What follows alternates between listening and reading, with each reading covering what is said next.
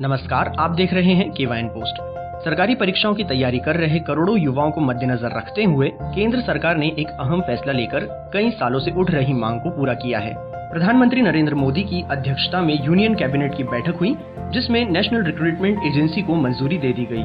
इसके तहत अब युवाओं को केंद्र सरकार की नौकरियों के लिए अलग अलग परीक्षाएं नहीं देनी होंगी, बल्कि एक कॉमन एलिजिबिलिटी टेस्ट ही देना होगा। इसकी शुरुआत रेलवे, बैंकिंग और SSC की प्रीलिमिनरी एग्जाम्स को मर्ज करने से होगी, यानी RRB, IBPS और SSC जो एग्जाम कंडक्ट कराते हैं, उनकी एंट्रेंस एग्जाम अब NRA द्वारा आयोजित की जाएंगी, जबकि प्रीलिमिनरी एग्जाम के बाद मेंस या इंटरव्यू की प्रक्रिया SSC, IBPS और RRB ही संभालेंगे। कुछ समय बाद इस तरह की करीब 20 परीक्षाओं को CET में शामिल किया जाएगा। नेशनल रिक्रूटमेंट एजेंसी और कॉमन एलिजिबिलिटी टेस्ट के गठन से युवाओं को काफी फायदा मिलेगा और बहुत से परेशानियों से राहत मिलेगी। इस फैसले से रिक्रूटमेंट, सिलेक्शन प्रोसेस और प्लेसमेंट की प्रक्रिया बेहद आसान हो जाएगी। कैंडिडेट्स का registration, roll number, admit card, marksheet और मेरिट लिस्ट सब कुछ ऑनलाइन जारी किया जाएगा, जिसमें किसी तरह के फिजिकल वेरिफिकेशन की जरूरत नहीं होगी। इससे किसी तरह के फ्रॉड को रोकने में भी मदद मिलेगी। कॉमन एलिजिबिलिटी टेस्ट यानी CET 3 स्तर का होगा, जिसे ग्रेजुएट, इंटरमीडिएट और हाई स्कूल तक पढ़े उम्मीदवारों के लिए निर्धारित किया गया है। इससे उम्मीदवार अपनी योग्यता के हिसाब से परीक्षा चुन सकेंगे। ग्रामीण क्षेत्रों में अभ्यर्थियों को परीक्षा देने दूसरे जिले या राज्य तक जाना पड़ता था, लेकिन अब देश के 117 आकांक्षी जिलों में परीक्षा केंद्र स्थापित किए जाएंगे, जिससे निम्न वर्ग के उम्मीदवारों को विशेष रूप से फायदा होगा और दिव्यांग या महिला अभ्यर्थी जो परीक्षा केंद्र दूर होने की वजह से परीक्षा नहीं दे पाते थे, वे भी अब इसका लाभ ले पाएंगे। कई परीक्षाएं होने से अभ्यर्थियों को बार बार परीक्षा फीस देने, शहरों में आने जाने और रहने के खर्च से भी राहत मिलेगी और पैसे के साथ साथ समय भी बचेगा। जो आर्थिक रूप से कमजोर छात्र नौकरियों के लिए आवेदन नहीं कर पाते थे, उन्हें अब हर परीक्षा के लिए बार बार फॉर्म नहीं भरना पड़ेगा।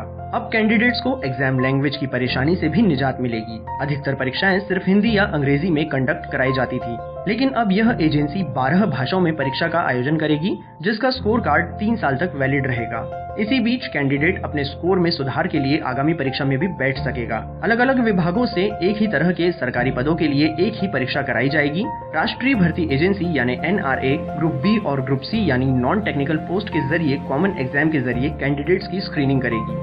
अलग अलग भर्ती परीक्षाओं से केवल उम्मीदवारों ही नहीं, बल्कि संबंधित भर्ती एजेंसियों का बोझ भी कम होगा। हर बार अलग अलग तैयारियां करने से परीक्षा कराने और रिजल्ट निकालने की भी परेशानी अब खत्म होगी।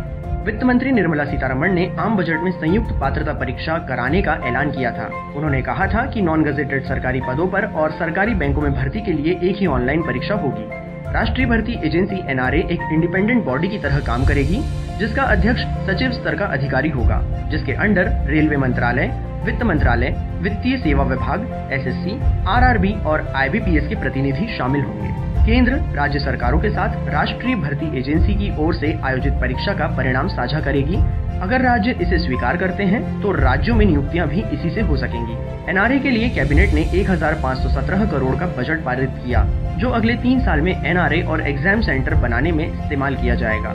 प्रधानमंत्री नरेंद्र मोदी ने ट्वीट किया है कि NRA करोड़ों युवाओं के लिए एक वरदान साबित होगा। CET के जरिए न केवल यह कई परीक्षाओं को खत्म करेगा, बल्कि यह संसाधनों के साथ साथ समय की बचत भी करेगा। इसके साथ ही पारदर्शिता को भी बहुत बढ़ावा मिलेगा।